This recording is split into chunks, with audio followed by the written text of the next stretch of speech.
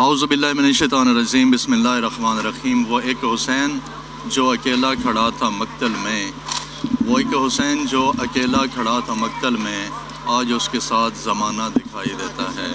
دنیا بھر کے زائرین پورا سال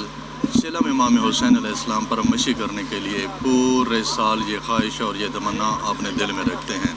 زیادہ تر زائرین اپنی مشی کا آغاز مولا کائنات جناب علی ابن ابی طالب علیہ السلام کی زیارت کرنے کے بعد کرتے ہیں۔ یوں تو مشی پورے عراق میں ہی ہوا کرتی ہے، لیکن مشی کا جو باقاعدہ طور پر روٹ ہے وہ نجف سے کربلا کی طرف ہوا کرتا ہے، جس میں زائرین تقریباً 90 کلومیٹر کا سفر پیدل چل کر مولا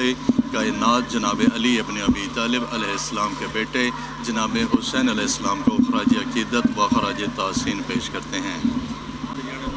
مشی جو ہے عربی زبان کا لفظ ہے، جس کے لغوی طور پر اور اصطلاحی طور پر دو معنی ہوا کرتے ہیں، اور صرف مشی کے نہیں بلکہ ہر الفاظ کے ہر اعتبار سے دو معنی ہوا کرتے ہیں۔ اگر مشی کو لغوی اعتبار سے اور معنی کے اعتبار سے دیکھا جائے تو مشی صرف پیدل چلنے کا نام ہے، اور اگر اس کو عقیدتاً یا اصطلاحی طور پر دیکھا جائے تو یہ جناب سیدہ زینب سلام اللہ علیہا کی سنت ہے۔ کربلا معلّہ میں امام حسین علیہ السلام کو شہید کروانے کے بعد یزید ملعون نے یہ پورے علاقے میں پورے ملک میں بات پھیلا دی تھی کہ میں نے جنگ جو ہے اسلام کے منافی خوارجین سے کی ہے۔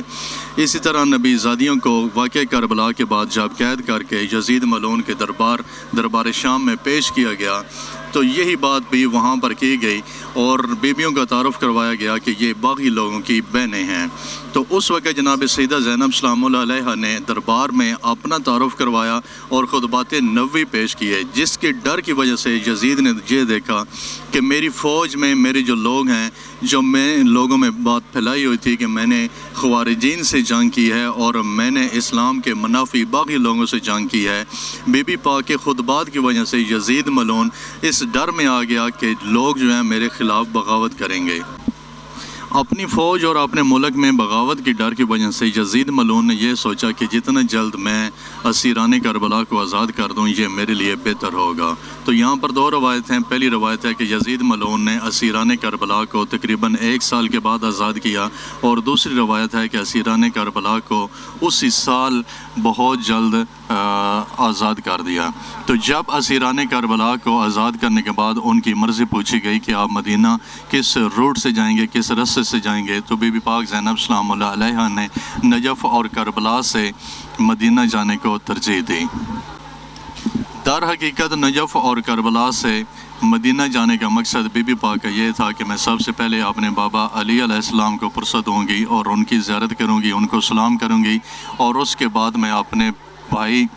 مظلوم کربلا جناب حسین علیہ السلام کے پاس ان کی زیارت کروں گی اور ان کا چلم مناؤں گی۔ یوں بی بی پاک نے اپنے سفر کا آغاز بعض روایت کے مطابق 17 صفر المظفر کو نجف سے شروع کیا اور پیدل چل کر امام حسین علیہ السلام کے پاس 20 صفر کو یہاں پر تشریف لائیں۔ یوں بی بی پاک کو یہ ایک اعزاز حاصل ہے کہ مولا حسین علیہ السلام کی سب سے پہلی زائرہ ہیں، اور دوسرے لحاظ سے بی بی پاک کو یہ اعزاز بھی حاصل ہے کہ مشی کی جو سب سے پہلے ابتدا ہوئی ہے وہ جناب سیدہ زینب سلام اللہ علیہا سے ہوئی ہے۔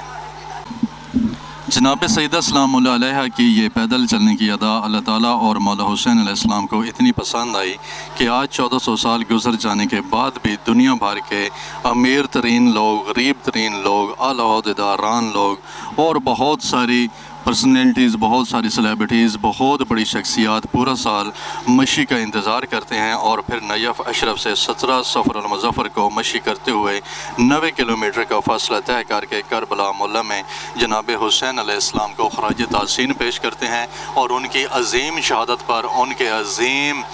جذبے پر، ان کے عظیم فیصلے پر اور ایک بہت بڑی فوج کے سامنے ڈٹ جانے کے اس حوصلے کو دنیا بھر کے زائرین جو ہیں کربلا معلّہ آ کر خراج تحسین پیش کرتے ہیں اور خراج عقیدت پیش کرتے ہیں۔